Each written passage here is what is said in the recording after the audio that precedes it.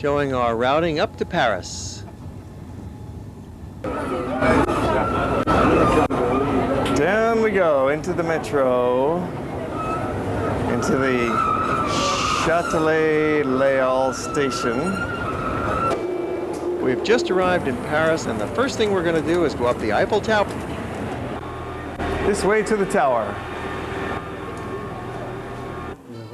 Oh, going up this tower will really give your spirits a lift, because you've got the best vantage point in Paris to see this beautiful city from the top. The Grand Palais down below, the River Seine, all the landmarks of Paris spread out below you. It was a little windy up here, but comfortable enough. Not too crowded, so we could get our snapshots taken and explain about the view. The dome of the Invalides and the left bank, sweeping across the river over to the right bank, the neighborhood of the Champs-Élysées, the Arc de Triomphe. It's like a map spread out down below you, or a model, but instead it's the real thing. And here's a few tips on how you can get up and down the tower and avoid the crowds. So we did it. We conquered the Eiffel Tower. We got all the way to the top, and the way we did it was by coming late in the day, about 5 o'clock.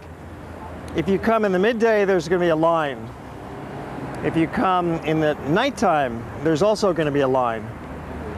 But come in the late afternoon, like 5 o'clock, 6 o'clock, then you'll have less of a line. You can go right up.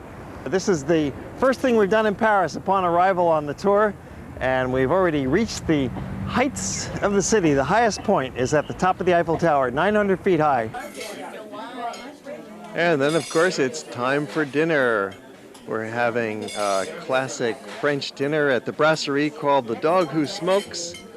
It's in Les Halles, and it will really show you a good time. You come on in here, you can have your steak béarnaise or some fish, or a lighter meal if you wish.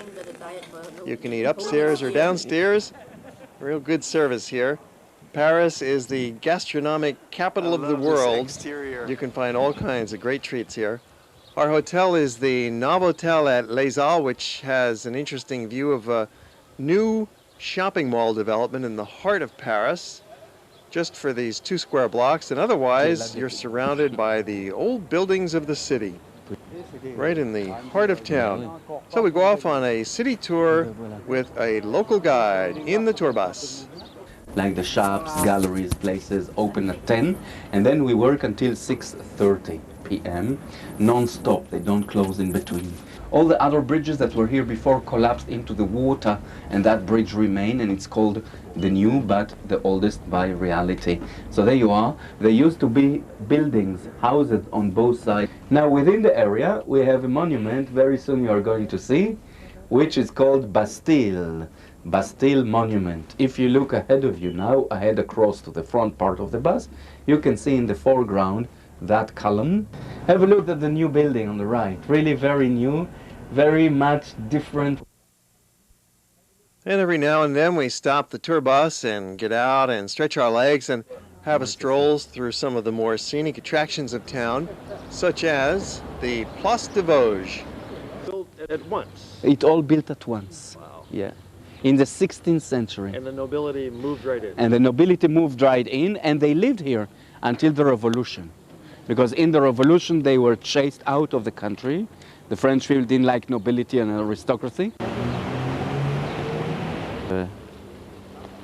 Does it flower or anything? No, but there is leaves there around it, you see. So it's typical Renaissance, like all the pediments above the windows with all those faces and the foliage.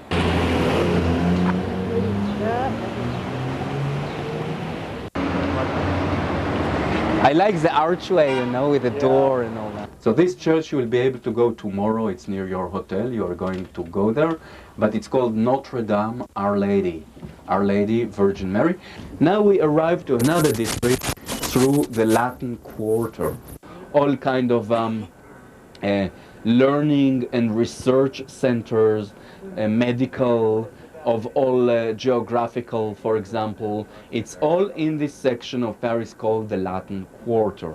The students come here to study, but at the moment it's holidays, so they are not in classes. And you are welcome to go inside that church to St. Stephen, we call it. The architecture here is quite interesting for its late Gothic from the 16th century.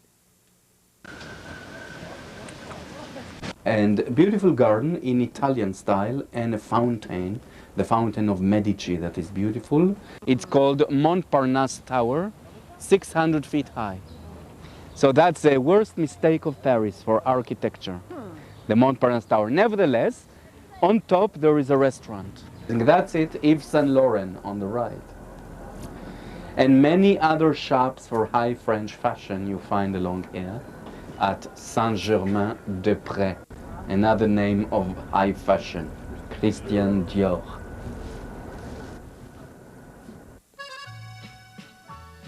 You could certainly spend a lot of your money going to some of the couturiers here in Paris.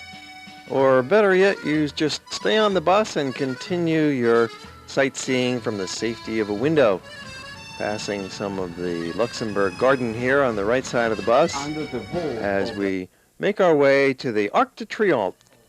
At the Place d'Étoile, the tomb of the unknown soldier is buried under the arch.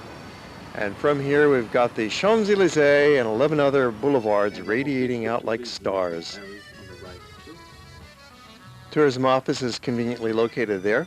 Another interesting building is the military hospital. It's connected to the Invalides.